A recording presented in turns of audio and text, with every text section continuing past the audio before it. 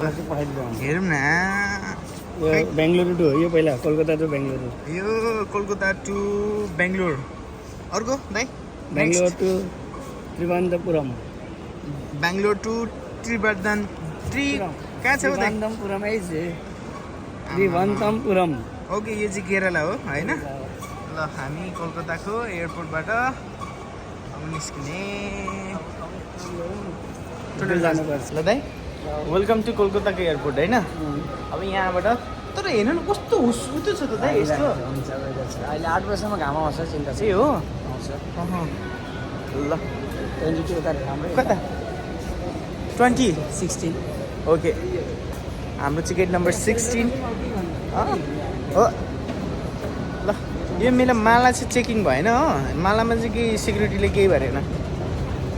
है दाइ अब हाम्रो कति आवर लाग्छ दाइ उसमा यो बेङ्गलोरमा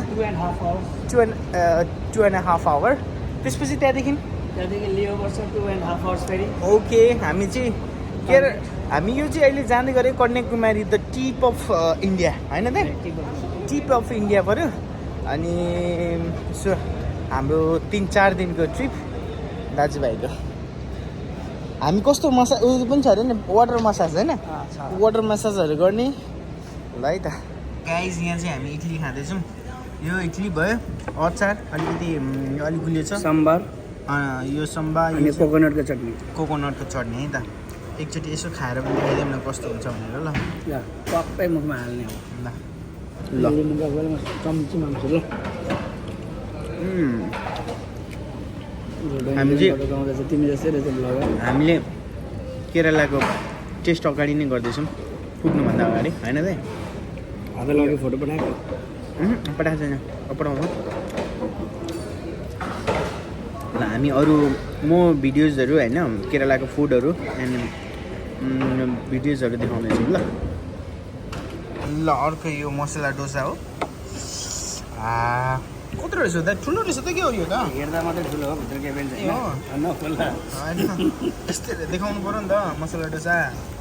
ल प्लेन डोसामा चाहिँ आलु हुँदैन नि त ए हो ल खानु त दाइ कस्तो रहेछ स्टार्ट तिमी गर यहाँ इडली खान्छु बरु ल ल अब एक हात राख्नुपर्छ नि त यो यहीसँग खाने होला दाइ यो त मिठो रहेछ यो पनि मिठो हुन्छ यो नरिवलको त कोकोनट यही हाल्थ्यो हुन्छ नि त अलिकति अब यो त मिठो हुनेछ मिठो हुन्छ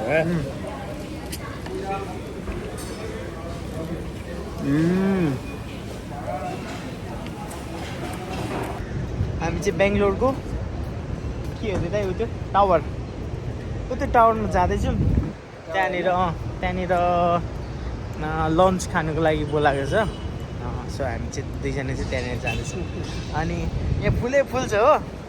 है यो भएर पन्जाबको पो रहेछ दाइ यो त यहाँबाट चाहिँ हामीले पाउभाजी मगाएको छौँ अब हेर्नु त ल कस्तो आएछ यो खतरा आयो फेरि यो के हो दाइ यो छोले भटुरे छोला भटुरे आमामामा कत्रो यार अथा यो चाहिँ चनाको सब्जी हो चनाको सब्जी होला तातो रहेछ दाइ भ्लगरको कामै यस्तो हो दाइ हल्का खाएको देखाउने अनि अलिअलि डलर आएको छ यस्तो त्यही यसमा इन्भेस्ट गर्ने आउँछ नि कति आयो अहिलेसम्म भन्नु हुँदैन होला $1000 $1000 म देखाउँछु सिरियसली ल त्यो त नेपालको एकाउन्टमा आउँदैन हाम्रो आउँछ अहिले आउनु थालेको छ सो हामी यो एयरपोर्टको साइडमा तर यसको चाहिँ कहाँ गयो बिल बन्यो पैसा चाहिँ फेरि 460 भनेको 80 480 भनेको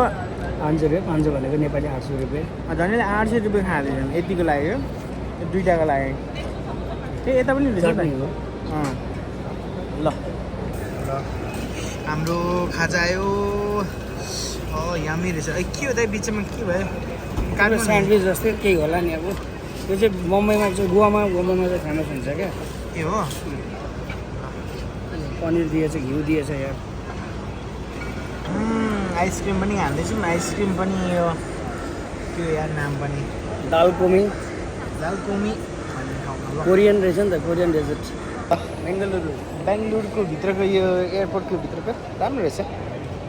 सानो चिटिक्कको है यहाँको मान्छेहरू चिटिक्कै छ ल पछाडिको यस्तो छ बस्ने ठाउँहरू है ए मजाले रेस्ट गर्ने ठाउँहरू पनि रहेछ क्या त यसरी अगाडि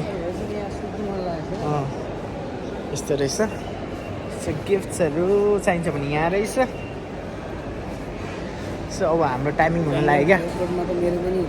केरला हेरौँ है त यो चाहिँ केरलाको पहाडहरू जस्तो पनि छ मेरो आइफोन हो नि अनि दामी हेरेको छ ल सबै त्यो के भन्छ केको बोट रे दाइ यो नरिवल कोकोनट होइन र ल्यान्ड गऱ्यो ल अब हामी ल्यान्डिङ गरौँ है त ल यो चाहिँ त्रिबन्धम दाइ यता आउनु है Arrival.